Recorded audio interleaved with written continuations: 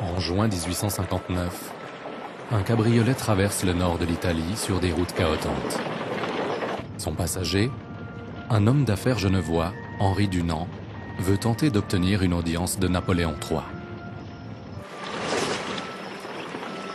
Il sait que l'empereur des Français se trouve dans la région, à la tête de son armée.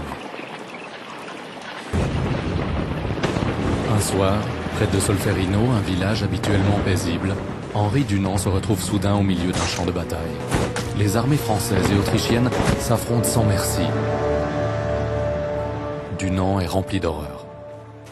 À la tombée de la nuit, des milliers de soldats sont morts, ou gisent agonisants ou blessés, abandonnés sans soin sur le champ de bataille.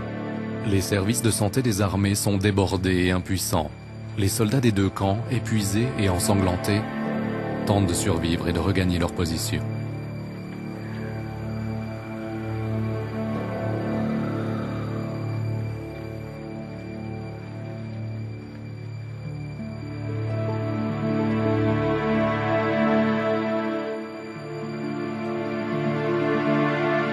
Henri Dunant oublie tous ses projets.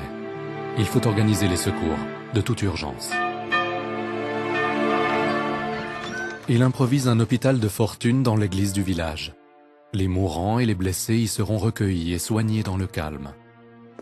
Les femmes du village et d'autres habitants lui viennent en aide.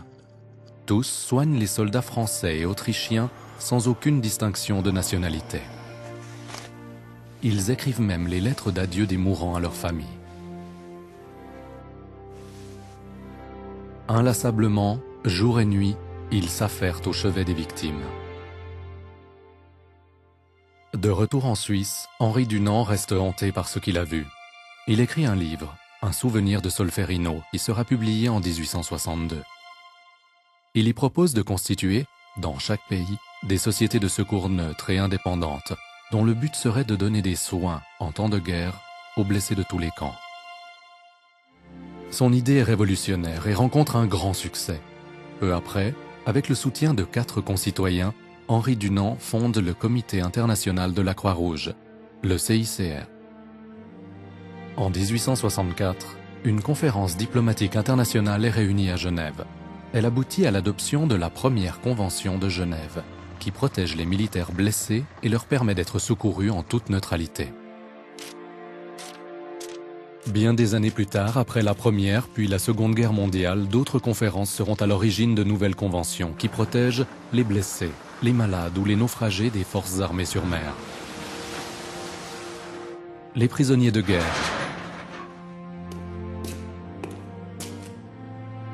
et les civils victimes de la guerre. Mais c'est Henri Dunant qui aura fait figure de pionnier, car son esprit d'initiative a ouvert la voie vers le changement en faisant preuve d'humanité dans l'inhumanité de la guerre.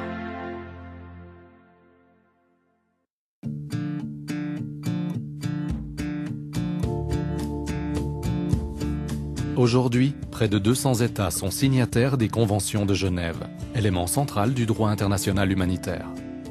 Le CICR, resté le gardien de ces conventions, s'emploie à promouvoir ce droit et met tout en œuvre pour protéger, sans discrimination, la vie et la dignité des victimes de conflits armés.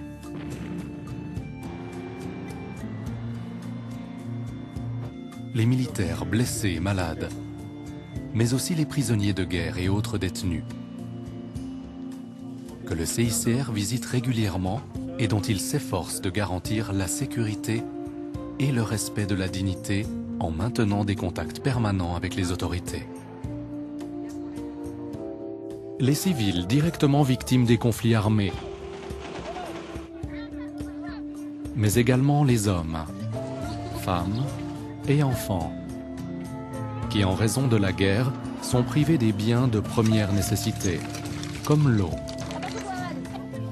la nourriture, les soins de santé, les abris et les vêtements. Le CICR, en coopération avec les sociétés nationales de la Croix-Rouge et du Croissant-Rouge, s'efforce en outre de rétablir le contact entre les membres des familles dispersées et de les réunir.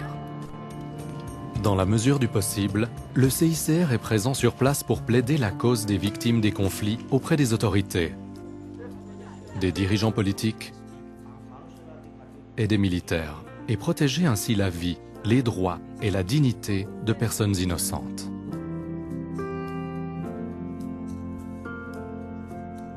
Il existe aujourd'hui plus de 180 sociétés nationales de la Croix-Rouge et du Croissant-Rouge dans le monde.